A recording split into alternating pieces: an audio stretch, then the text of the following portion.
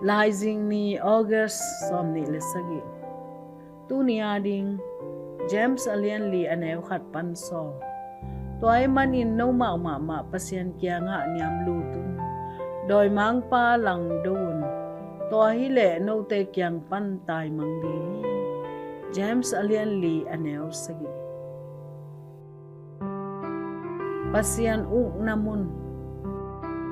Tuni som legiat kumin pasal khatin New York hotela zankhat giak dingin inndei khat kawmi lamdanna khatah to inndei pen piakhat zong peloin kawm nga sung zanga to bang ahihtheih nangin innsapna to kisai mi theihloh thukhun te sik sani ai zongina top na apai hian noblo na huhau-in thong ke thei ding din mun tungi to banga aval tam pong innsappa bangin Dawimangpa zong inun tak na sunga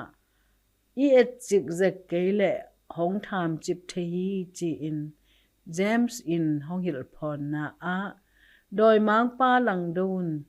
to hileh no te kiang pan taimang dingi James in eite boy pi det pen asiang lo lungul na le ngai sut man lo pan hideu hi chi to te pen ki phat sak na bak banga kai ngoi koi na le lungsim sunga bel ngai sut hoi lo te hang chi to sia zol na do zo na dingin James in izui ding thu namni hong pia hi to pen pasian kiangah Niamlut na le Dawimangpa langdo ding chi ahih Niamlut ichi chiangin inun tak na sunga ki hel thu hem pe pasian kiangah ap chi na hi Dawimangpa langdo ichi chiangin ama bang ma thalop taka gamtang ding chi na hi to ding thunget na teisin senin vil na le Lai Siangtho lamdanna ikisam phama mahi thukhun to kitwa kin innsappa ahol hia intek pa bangin zong Dawimangpa sia zolna ki zo sak lo dingin pasian tha to inol theihloh to bangin langdo hileng James in no te kiang panin taimang ding hi achi bangin pasian in gwal zo na hong kam chiam hi mo na le Dawimangpa huzam na hem hia in pasian kiang zuan leng to pa nop na lem na lungdam na le ngim na te inun tak na sunga adim zo hong ten den na dinga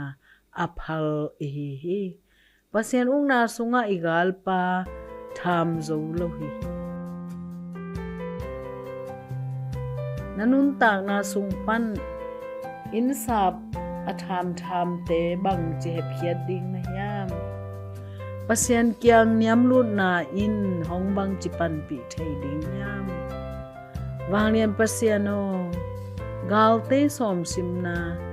kip tak kanan kado zo nang kanun tak na abupin nang tunga hong ki ap zo sakta in